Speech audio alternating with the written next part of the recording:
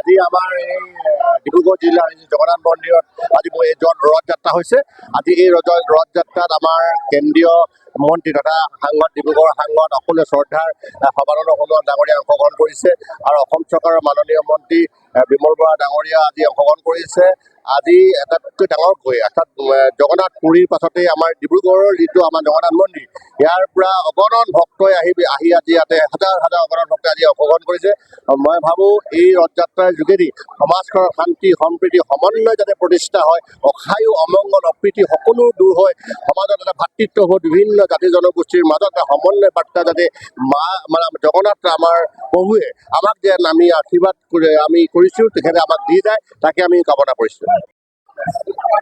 আমাৰ ডিব্ৰুগড়ৰ শ্ৰী শ্ৰী জগন্নাথ মন্দিৰ আমাৰ পৃথিৱীৰ ভিতৰতে দ্বিতীয় বৃহৎ জগন্নাথ মন্দিৰ। আৰু এইবাৰ বিশেষকৈ আয়োজন কমিটিয়ে আগতে এটা ৰথৰে ৰথযাত্ৰা কৰিছিলে। এইবাৰ প্ৰথম উত্তৰ পূব ভাৰতত 3টা ৰথ এই জগন্নাথ মন্দিৰৰ পৰা ওলাব। এটা প্ৰভু জগন্নাথৰ, এটা সুভদ্ৰা মাৰ আৰু এটা বলোৰামৰ, 3টা ৰথ এইবাৰ আমি এই মন্দিৰৰ প্ৰাংগণৰ পৰা আৰু এই উৎসৱত ওচৰে পাজৰে গাঁও চহৰৰ হাজাৰ হাজাৰ লোক আহিছে প্ৰভু জগন্নাথৰ আশীৰ্বাদ ল'বলৈ। আৰু আমিও প্ৰাৰ্থনা কৰিছোঁ যে প্ৰভু জগন্নাথৰ আশীৰ্বাদত অসমত যাতে শান্তি শৃংখলা থাকি যাতে উন্নয়নৰ পথত আমাৰ ৰাজ্যখন আগবাঢ়ি যায়। প্ৰভু জগন্নাথৰ ৰথযাত্ৰা আজি আমাৰ এই ডিব্ৰুগড়ৰ জগন্নাথ মন্দিৰ প্ৰাংগণত আয়োজন কৰা হৈছে।